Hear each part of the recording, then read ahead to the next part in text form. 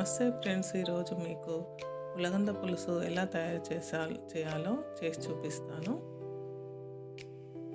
ముందుగా ఒక గిన్నెలో ఆయిల్ పోసుకొని జీలకర్ర ఆవాలు వేసుకొని కొంచెం ఎండుమిర్చి కూడా వేసుకొని కలుపుకోవాలి. తర్వాత పచ్చిమిర్చి, ఉల్లిగడ్డలు, టమాటాలు వేసుకొని మంచిగా ఎర్రగా గోలించుకోవాలి.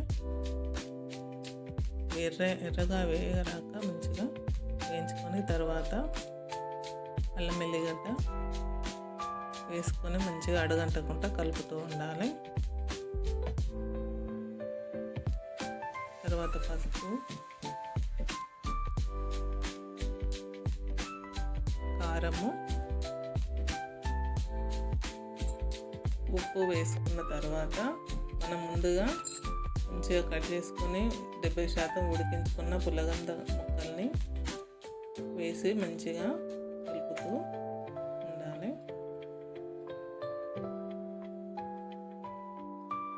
ఉప్పు కారం మంచిగా పట్టేరాక మంచిగా కలిపిన తర్వాత దీంట్లో కొంచెం చింతపండు రసం వేసుకోవాలి.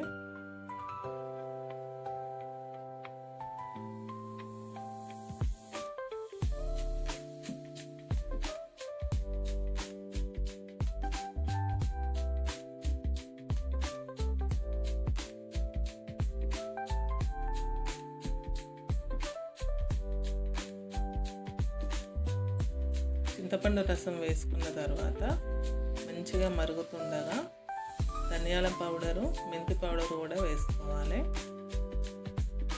ఇలా చిక్కబడే వరకు మంచిగా ఉడికించుకోవాలి.